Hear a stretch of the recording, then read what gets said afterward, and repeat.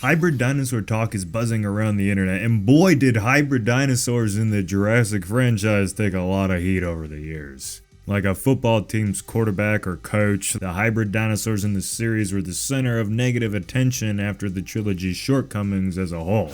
But do these hybrid dinosaurs really deserve all the hate? That's what I hope to answer in this video at least. Go ahead and let me know your thoughts in the comments as we get going here. If you're looking around online, let's say on YouTube, dinosaur hybrids are popping off. Just look at the fun little scenario we got going on with Goji Center, Goji Guy, and the others. Clearly, there is an audience for hybrid dinosaurs that crave these outlandish combination of beasts and learning about them, even if they both aren't real and aren't famous characters like Godzilla, for example.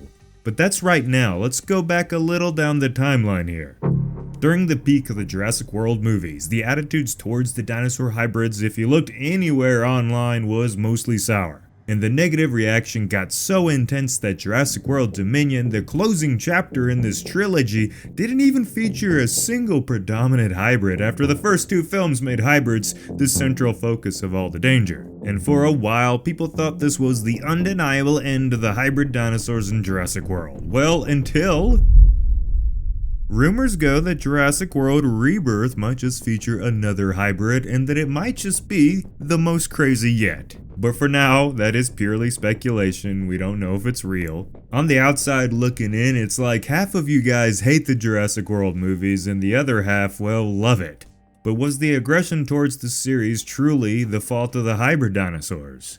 I'll ask you a question to really get your mindset here. If the Indoraptor acted more like the Velociraptors from The Lost World or Jurassic Park even, would you have cared about its hybrid status? Bet you really haven't even thought about that before, have you?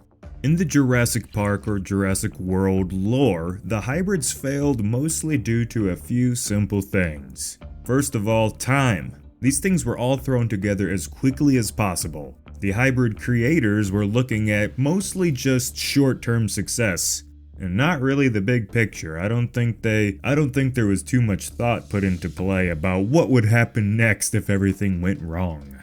And lastly, and probably most importantly, greed, and that's self-explanatory, I think, if you watch the movies. These things were made with such careless intent and little caution in the efforts of making more money as fast as possible.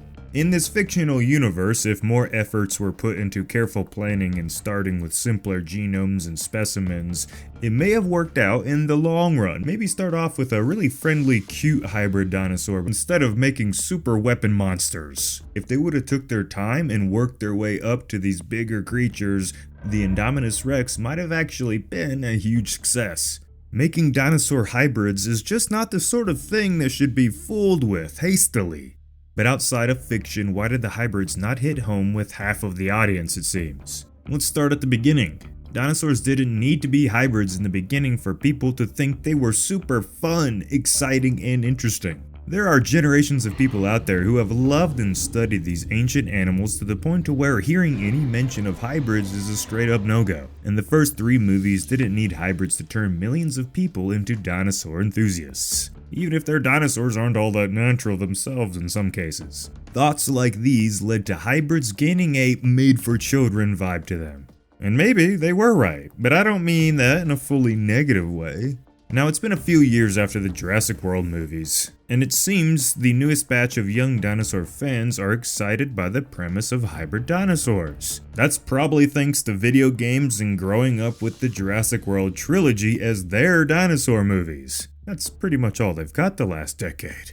So a lot of older fans don't like, or at least don't want, hybrid dinosaurs in the Jurassic World franchise. And most newer fans like the old movies, I'm sure, but they also love to see these crazy combos of their favorite creatures. It's like a fun video game or something. The Indominus Rex in Jurassic World was the first hybrid, and for the most part, this hybrid didn't have that much folk hopping on the hate train over it. It was big, deadly, and still animal enough feeling that it didn't push too many buttons and it felt real enough. It was just like this really cool super dinosaur. The Indoraptor was not as lucky. By the time of Fallen Kingdom, the nostalgia goggles had officially worn off, and therefore fans were not as open to the hybrid idea as they were for Jurassic World. The Indoraptor was still deadly and threatening, but unlike the Indominus, the hybrids started to push the limit on how far a hybrid dinosaur could be taken. In my opinion, it was so characterized that the Indoraptor never felt like anything more than a CGI monster. A good CGI monster, like it was cool, it was very fun to look at, but still it just didn't feel like the creatures that we were used to from the past. Shit-eating grin, creepy jazz hands, it just started to feel more like a fantasy movie than ever before. And then, hybrids were done in the movies. We got future hybrids like the Scorpius Rex and Camp Cretaceous, but even then, hybrids appeared to be a thing of the past in the grand scheme of the franchise moving forward. See, the reason why hybrids failed in Jurassic World was actually kinda simple. The Jurassic World movies failed the Jurassic Park franchise legacy altogether. And that's not me saying that I think they're bad movies, I actually enjoy all of them. But if you just look around at the general consensus, something just wasn't right. Hybrid dinosaurs were simply in the way, casualties in a greater conflict of personal film interests and desires. Hybrid dinosaurs could have worked really dang good if the rest of the movie's tone allowed them to be. A Jurassic movie with Marvel gravy splattered all over it was never going to make already absurd concepts connect with the majority of the audience. But like I said before, what if you replaced the big one from Jurassic Park, saying that she's now the Indoraptor, still having all the crazy hybrid looks and abilities, but it acts the same and the story plays out the exact same it did in the OG movie. It may not be a true dinosaur, but it would feel like one, and I truly believe most of the audience would love this crazy dinosaur experiment gone wrong and not question the hybrid aspect that much at all. I mean, the Indoraptor concept was pretty cool, and I feel like if it was in any other franchise other than the Jurassic Park franchise, I think people would have loved it and no one would have cared. It's just always going to be a challenge for something new to resonate with everyone. Once you make something so epic, it's hard to accept things that are different. So we gotta take baby steps here to slowly ease everyone, the audience, into these far-fetched ideas. Slow is fast in the franchise building world, but not too slow, don't be like the Monsterverse. And frankly, the Jurassic World movies were just building away from the core of Jurassic Park too fast, and hybrids took much of the blame there. And it is what it is. Alright everyone, if you liked this video and liked hearing me talk in a more casual way, and you want more videos like this, where I talk about things that need to be discussed, I feel like, let me know in the comments. Big thanks for taking your time out of your day to watch the video, and as always, this has been Jacob, and I'll see you in the next one.